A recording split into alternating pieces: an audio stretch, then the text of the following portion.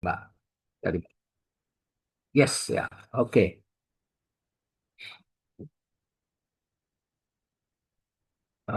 Bapak Bapak tinggal lanjut ya. Apa diulang lagi? Ya, Bapak ulang sedikit kalau rekamannya apa? Nih, tapi cepat aja. Ini pada pertemuan ke-11, 22 Juni kita membahas mengenai saham syariah dan sukuk. Ya. Kemudian, nah ini materi dan tujuan pembelajaran kita. Bapak Kesapai tadi ada 7 materi yang kita bahas dalam pertemuan kali ini. Ya, peserta didik diharapkan memahami dasar hukum, perhitungan saham syariah, suku serta jenis suku di Indonesia. Ada 3 yang akan kita bahas secara utamanya. Ada poin A, B, C. Dasar Al-Quran saham syariah, perhitungan saham syariah, dan Jakarta Islamic Index. Kemudian, nah ini dasar hukum saham syariah. Jadi Al-Quran, firman Allah Ta'ala di surat Al-Maidah ayat 2. Nah, kemudian ini mengenai saham tadi ya, bahwa saham itu surat berharga atau sertifikat yang menunjukkan bagian kepemilikan atas suatu perusahaan. Ini kita pahami dulu secara umum pengertian saham. Ya, jika seseorang atau perusahaan mempunyai saham suatu perusahaan lain atau tertentu berarti ia mempunyai sebagian kepemilikan atas perusahaan tersebut. Tentu sebanyak yang saham yang dia miliki. Kategori saham syariah, jika saham tersebut diterbitkan oleh emiten atau perusahaan publik ya atau perusahaan yang menjual sebagian. Nah, dia tidak seluruhnya juga pasti ada sebagian sahamnya yang secara jelas menyatakan dalam anggaran dasarnya bahwa kegiatan usaha emiten dan perusahaan publik tidak bertentangan dengan prinsip-prinsip syariah. Itu syaratnya. Kemudian, emiten dan perusahaan publik yang tidak menyatakan anggaran dasarnya bahwa kegiatan usaha emiten dan perusahaan publik tidak bertentangan dengan prinsip-prinsip syariah, namun memenuhi kriteria sebagai berikut. Bisa juga. Yang pertama, kegiatan usaha tidak bertentangan dengan prinsip syariah, yaitu tidak melakukan kegiatan apa? Perjudian dan permainan yang tergolong judi. Perdagangan yang tidak disertai dengan penyerahan barang, ya fiktif, ya. Nah, itu kalau syariah itu memang ada uang, ada barang, itu makanya dia bisa dianggap itu sebagai syariah. Perdagangan dengan penawaran atau permintaan palsu, bank berbasis bunga, perusahaan pembiayaan berbasis bunga. Ini kalau ada seperti itu tidak dikategorikan dengan yang saham menerbitkan saham syariah. Kemudian jual beli risiko yang mengandung unsur ketidakpastian, goror dan atau judi, maisir antara lain asuransi konvensional. Ya, asuransi konvensional. Ya, secara apa itu kita bicara syariah itu tidak boleh ya, tidak dikelompokkan ke saham syariah. Memproduksi, mendistribusikan, memperdagangkan dan atau menyediakan barang atau jasa haram zatnya atau haram lizatihi. Ya. Melakukan transaksi yang mengandung unsur suap atau riswah.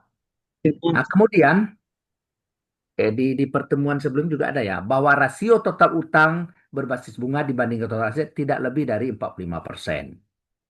Boleh dia kalau ada utang perusahaannya, tapi yang boleh berbasis bunga itu hanya 45%. Itu sudah dibolehkan dia saham syariah. Kemudian total pendapatan bunga dan pendapatan tidak halal halnya dibanding total pendapatan usaha dan total pendapatan lainnya tidak lebih dari 10%. Ya, pendapatan atau denda atau pendapatan tidak halal dibanding dengan total pendapatan dari usahanya atau bisnisnya tidak lebih dari 10%. Kemudian apalagi saham syariah, perusahaan tidak melakukan praktek riba, baik pada pembiayaan, penyimpanan kekayaan, atau yang lain. Bila suatu perusahaan dalam pembiayaan atau penyimpanan kekayaannya menggunakan konsep riba, tidak dibenarkan untuk membeli saham perusahaan tersebut. Soalnya, suatu perusahaan yang bergerak dalam bidang properti, biasanya untuk membiayai usahanya, perusahaan tersebut memungut piutang dari bank ribawi. Tentunya dengan suku bunga tertentu. Karena itu tidak dibenarkan untuk membeli saham perusahaan tersebut. Ketentuan ini selaras dengan kaidah dalam ilmu fikih. Bila tercampur antara hal yang halal dengan hal yang haram, maka yang lebih dikuatkan adalah yang haram. Nah, itu ingat tuh, kalau kita bicara syariah. Makanya di dalam usaha syariah itu, di bank-bank yang syariah itu, pasti dia membedakan laporan yang mana yang dari usaha, yang dari usaha sendiri, mana yang bukan dari usaha, pendapatan lain-lain. Seperti ini nih. Ada rasio pendapatan bunga dan pendapatan tidak halal. Ada juga beberapa perusahaan atau bank, lembaga keuangan syariah. Bank syariah itu dia menempatkan uangnya juga di bank konvensional. Ada di bank konvensional dia kan mendapatkan bunga, ya. Pendapatan bunganya itu tidak dikelompokkan ke bagian pendapatan usahanya. Nah, dan itu cuma boleh 10%. Ada lagi pendapatan tidak halal nih, ya seperti denda. Denda itu kan tidak boleh dikenakan, tapi kalau orang lalai menjalankan suatu kerjasama atau akad-akad syariahnya, dia lalai boleh dikenakan denda. Itu juga jangan dimasukkan sebagai pendapatan usaha. Ya. Nah, dan tadi apa kuncinya tuh key-nya bila tercampur. Ini buat kita juga nih. Kalau ada harta kita nih yang tercampur antara halal dan yang haram, maka yang lebih dikuatkan adalah yang haram. Tuh, hati-hati ya. Karena yang muda-muda kalau ada mengerti mengenai itu halal haram, kalau kita bicara syariah, nanti harus kita memisahkan. Kalau udah tercampur susah. Ya, makanya yang lebih dikuatkan adalah yang haram. Di organisasi fikih internasional di bawah naungan OKI, ya, pada sidang ketujuh di keputusan nomor 63 tahun 95, 21 Januari, telah membahas permasalahan jual beli saham yang menghasilkan keputusan berikut. Ya. Yang pertama,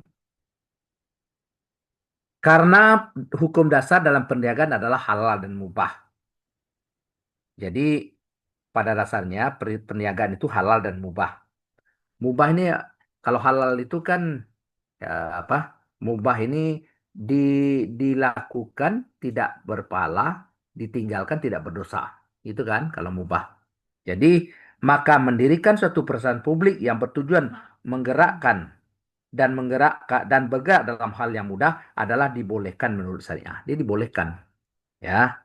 Kemudian tidak diperselisihkan akan keharaman ikut serta menanam saham pada perusahaan-perusahaan yang tujuan utamanya diharamkan. Misalnya bergerak dalam transaksi riba, ya memproduksi barang haram atau memperdagangkannya.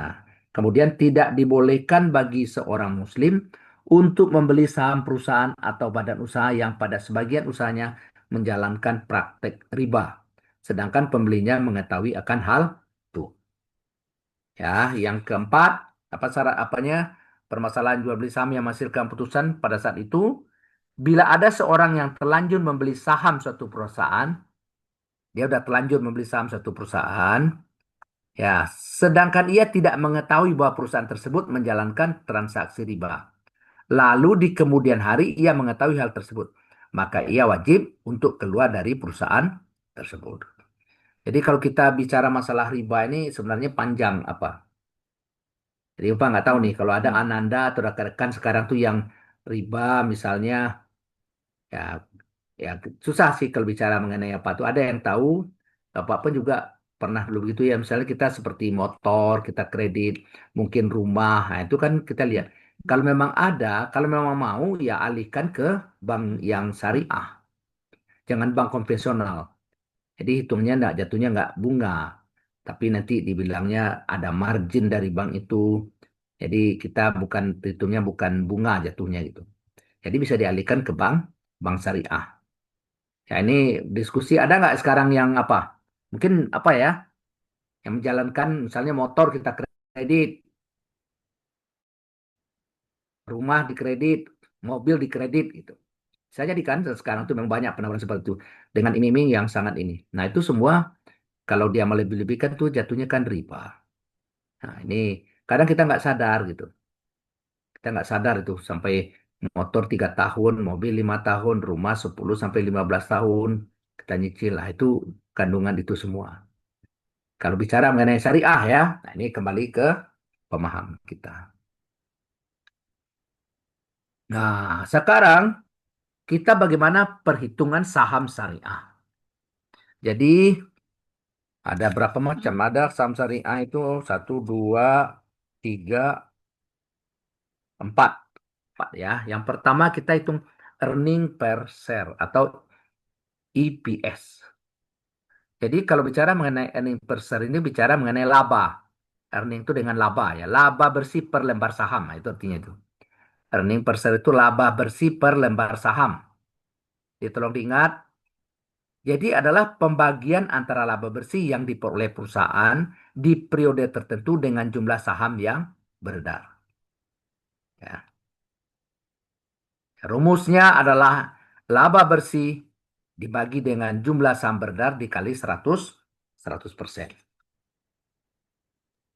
Bapak mohon maaf, Zoom-nya 5 menit lagi mati, Pak. Atau mau ganti pakai link yang baru, Pak? Saya buatkan. Oh gitu ya. Boleh deh, boleh, boleh, boleh bantu kalau memang apa tadi Bapak memang 5 menit lebih ya bisa. Iya, iya. Ya, ini udah ada Jadi, ininya, jadi Pak. kita close dulu ini. Kita stop dulu. Iya, Pak. Saya buatkan link yang baru, Pak. Saya kirim di grup ya, Pak. Nanti Nanda dan teman-teman kalau kita lewat dari setengah 10 boleh ya, biar biar mantap gitu. Boleh ya, kita lewat kalau apa. Nggak ada kuliah lagi kan? Nggak ada, Pak. Lanjut, Nggak Ya Pak. ada mungkin Pak, dalam, lanjut. Pak. ya mungkin nambah. Bapak stop dulu ya, Baik, atau Baik Pak. ah, stop dulu sebentar ya. Oke. Pak.